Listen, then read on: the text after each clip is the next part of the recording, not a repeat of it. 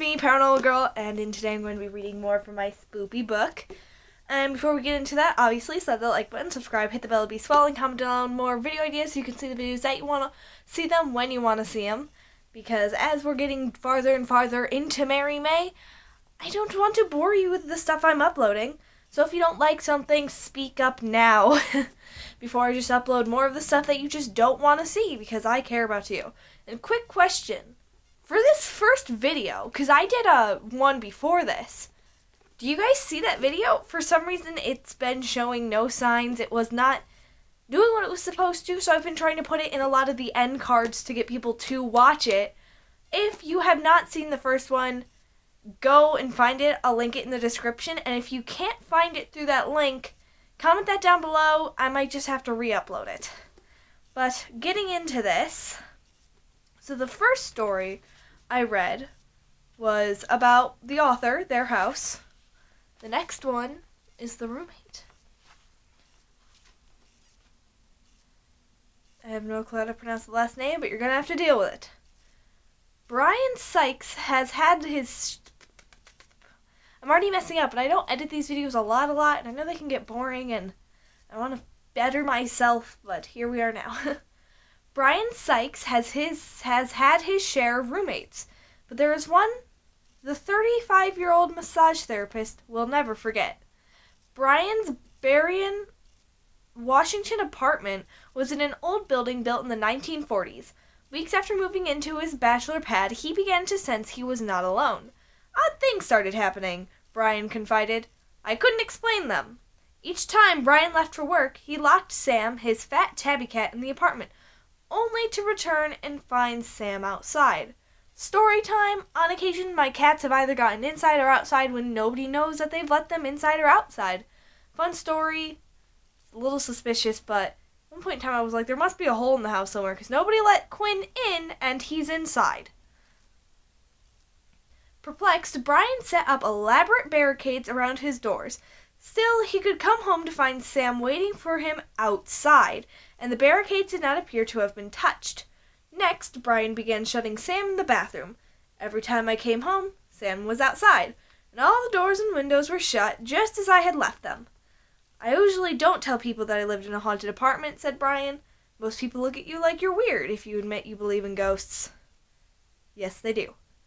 But several of his friends witnessed the paranormal activity themselves. When they visited one dark evening, as he entertained his company, Brian heard the distinctive sound of footsteps coming down the hall.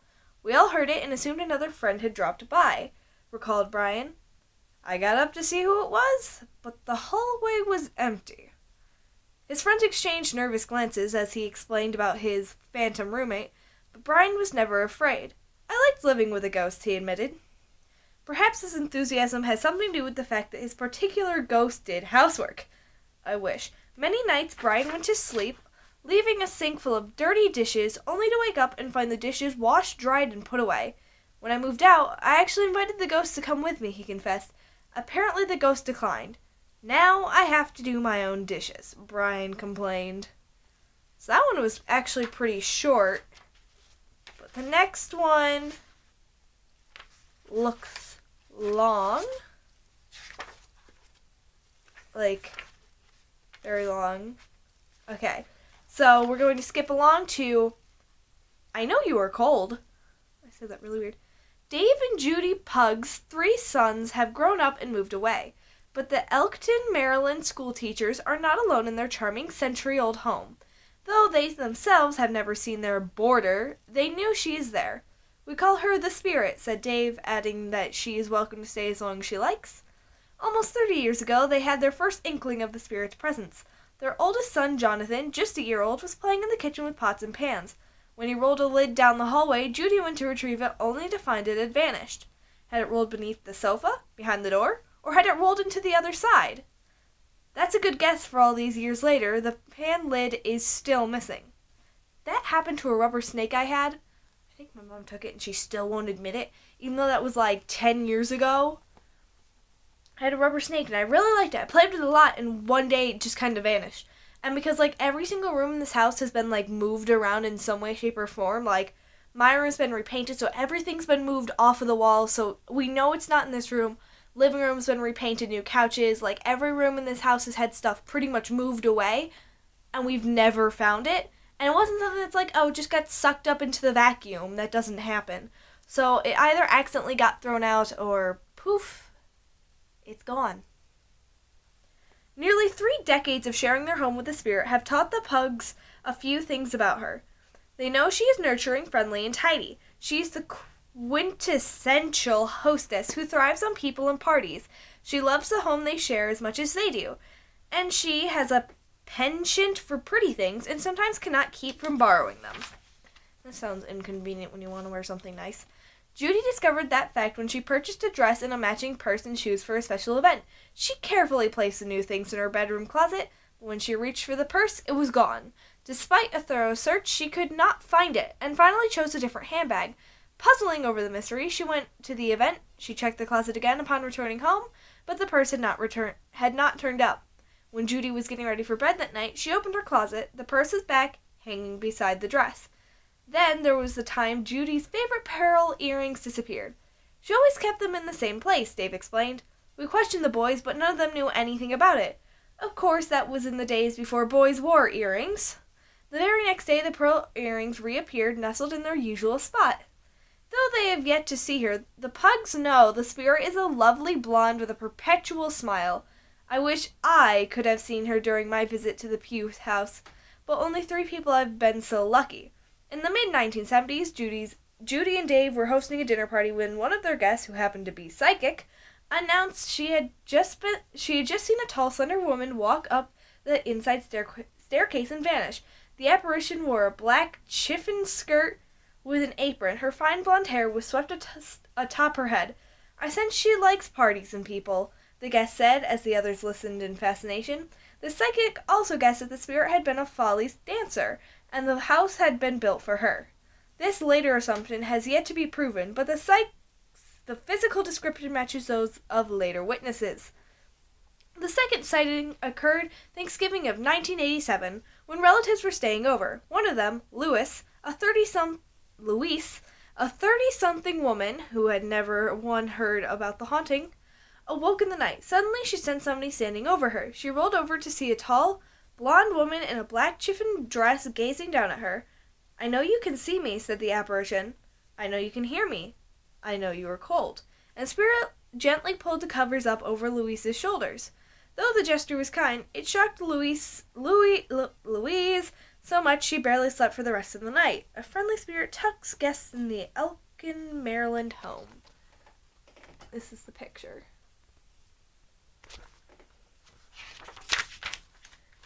Another decade passed before Judy's sister, Sue, met the spirit. Like Louise, Sue had not heard the Pugh's ghost stories. We kept it quiet because we didn't want to discourage visitors, explained Dave. It was the middle of the day. Sue walked upstairs towards the guest room where she'd been staying and then paused, sensing eyes upon her.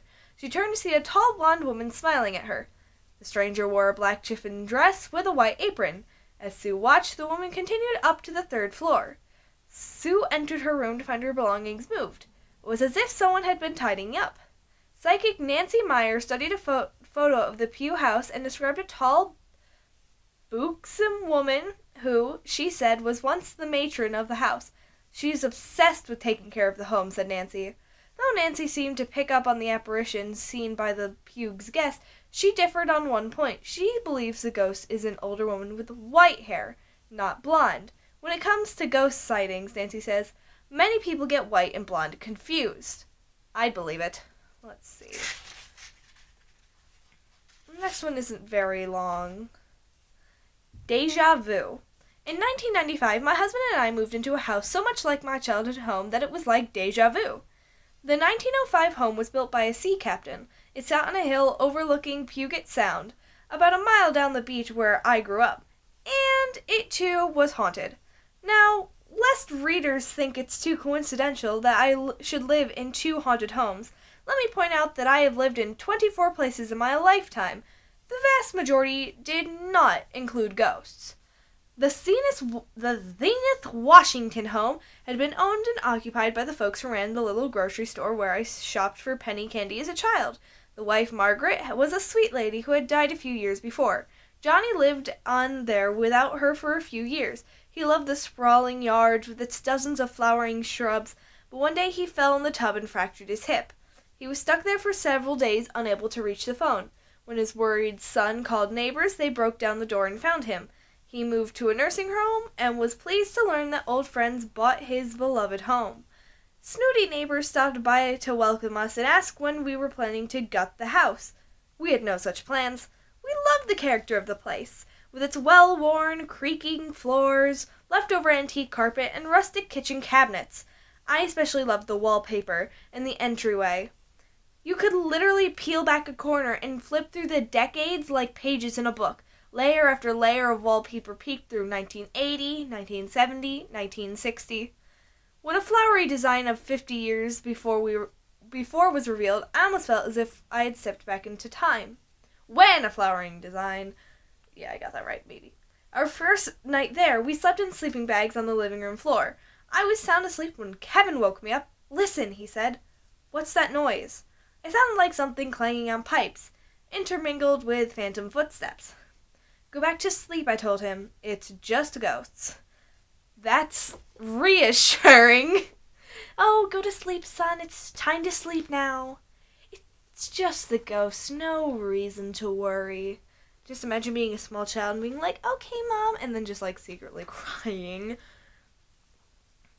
As the months went by, we often heard inexplicable noises. The most common sound like a china cabinet crashing down. We'd run around the house trying to discover what the cats could have knocked over, but we never found anything. Once in the middle of the night, Kevin got up for a snack and heard a sharp rapping on the wall over the refrigerator. And on an early spring afternoon, I heard the distinct sound of someone clipping hedges. I followed the slipping noise to our voluminous hedge, but saw no one. I walked around it. Sure, I would find a neighbor crouched there with clippers. The sound abruptly stopped. There was no one in sight. I learned afterward that Johnny had died weeks earlier in the nursing home. I figured he was getting an early start on the yard work. We saw no ghosts at the sea captain's house, but we continued to hear things. The oddest moment came when we bought an old dining room table and had to remove the front door to get it inside. Immediately after, I was vacuuming beside the missing door when somebody screamed in my ear. It was not in my head. It was loud, it was angry, and it was familiar. I had heard that same irritation many years before. I was about 8 years old and buying candy for my little brother at Johnny's grocery store. I was always in awe of the mechanical counter that moved when you put the merchandise on it. Of course, nearly all grocery stores have them today, but Johnny's store was the first place I'd ever seen one. Johnny and Margaret were extremely nice to us, but on this day Johnny had been in a bad mood. Some of the penny candy slipped down under the moving counter, and he had a bit of a temper tantrum. He waved his hands around and yelled, "Well, let's just put it all down there!" He had had cancer in his mouth that affected his speech, giving an odd note to his voice. When he yelled that day, it was a distinctive sound that I never forget. I'm sure he didn't intend to be harsh, but I was a sensitive child and was absolutely crushed. I remember carrying a heavy sadness with me for the rest of the day. So when I heard the ghostly voice yelling in my ear, all those years later, I recognized it. It was him, and this time he was mad because we took the door down. Story time, another one. I've been telling a lot of stories for this video, but whatever. I've already read like 3 stories, but like another story of mine. I once was sitting on my bed just like watching YouTube, and my brother was about to run up the stairs, and I hear the sounds of what sounds like him running, and I hear like in his voice it sounds like emergency, emergency. And I'm so confused, and I think it was something like code red, something like that. I moved my headphones because it was like in my ear. It wasn't in, it like sounded like it would have been like right there, and it was really clean and crisp. And then I hear dun dun dun dun dun, and my brother goes into his room. That was a weird one. And also I've been laying in bed and heard my name whispered. But my house isn't that exciting. When Nancy Myers studied a photograph of the house, I expected her to pick up on Johnny. She surprised me when she said, "I hear a woman crying." The only place I'd heard grossly crying was in my childhood home, a mile up the beach. There's a woman here who is very, very confused about where she's supposed to be," said Nancy. "She is wandering around desperate to find a child. The child was abducted and never seen again. I'm not sure if she was the girl's mother, but she was responsible for the child." "How old was she?" "About 4 or 5. "What happened to her?" I asked wincingly. "She was abducted by a pedophile. He killed her and buried her in the mountains." "What year?" 1916, he replied decisively. Nancy then brought up Johnny's ghost. "He knows he's dead," she said, "but he can't let go. He doesn't want to leave because he loves the place so much. By the time this book is in print, the old sea captain's home will be torn down, the yellow house will be turned to dust, and the book of wallpaper closed forever. I hope Johnny won't be too disappointed in us for selling his home. Perhaps he will let go and move on. When he does, I hope he finds the sad, guilt-ridden ghost and helps her find the light." And that's chapter 1, excluding a story. So if you want to see me read that story and more stories, slap that like button, subscribe, hit the bell, be swell, and comment down below more video ideas, or say more of the book, which is Coast to Coast Ghosts, True Stories of Haunting Across America, foreword by Anne Rule, by Leslie Rule. I think it's a very interesting book, because it just has stories and pictures and stuff. It's cool. You guys should definitely, if you're interested and you like it, because I'm not going to read all these stories. I'm probably not going to even go back to that one. I'm just going to mark the ones that I want to read to you guys. So if you want to read all the stories, I'm going to have an Amazon link in the description below so you can buy the book for yourself. This is not sponsored. It's a good book, and I don't want to be reading it to you guys and you guys end up not getting the book. And being that person that's like, "Well, this is illegal!" Trust me, there's plenty of audiobooks for the Maze Runner out there. This should be fine if I'm not reading everything. And nobody wants to listen to my voice read a story anyway. But, see you in the next one. Goodbye! Time for end card, end card, end card.